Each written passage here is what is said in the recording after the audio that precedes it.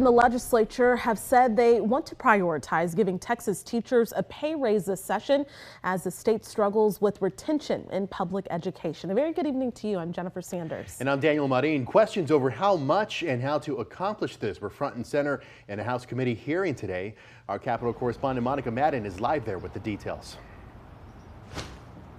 Hi, Daniel. A lot of the back and forth we heard today was not about whether teachers should get a pay raise, but how exactly to accomplish it, especially when you consider the extremely complex nature of how the state funds our public schools.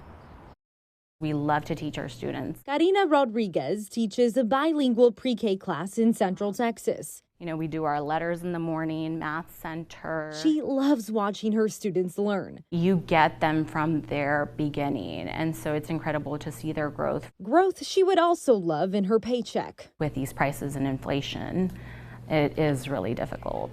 Their problems lawmakers are hoping to address. I am very concerned that teachers are not being adequately compensated. House Bill 11 would raise the state's per pupil funding by $50, asking school districts to use at least 50% of that new funding to increase the average pay for every district employee. This bill is a comprehensive investment in teachers and the teacher workforce. The bill would also adjust the Teacher Incentive Allotment, or TIA.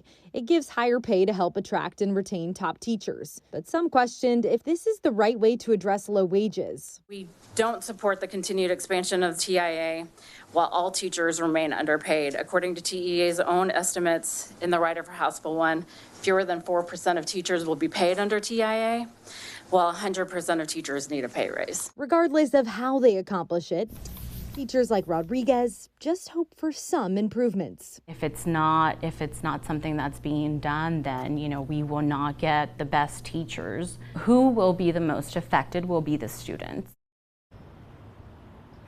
House committee members in the Public Education Committee also heard about another bill today that would address teacher pay. That's House Bill 100, and it would totally change the way Texas funds its public schools, addressing the basis of funding off of, the overall enrollment rather than daily attendance. Both House Bill 11 and House Bill 100 were left pending in committee today. Daniel, Jen. All right, Monica, thank you very much. And going in depth, the Texas Classroom Teachers Association held a press conference today to rally for better school funding and teacher pay ahead of the Texas Senate budget hearing later this week. They say House Bill 100, which Monica mentioned, would increase per student allotment by $50, and the proposed $5 billion for schools in the next budget, well, they say all of that is just far too little.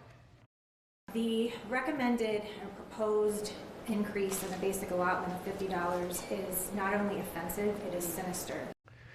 Pflugerville ISD Board of Trustees Vice President Jean Mayer added her district faces a $12 to $14 million deficit this next fiscal school year. She added 5 school campuses nearly closed due to lack of funds. The legislature did raise teacher pay in 2019. Per the TEA's report, teachers with more than 5 years experience received an average pay raise of more than $5,200. Those without at least 5 years experience saw about $3,800 in a bump. And looking now at how teacher pay compares to other states, nominally, average teacher pay in Texas is middle of the pack at more than $57,000 a year. Close to half of states pay less on average, and the average of every state shows teachers make close to $65,000 a year. If you adjust pay for cost of living differences, Texas ranks in the top 10 worst at the equivalent of $58,000 a year. States doing worse than Texas include Arizona, Florida, as well as Mississippi. And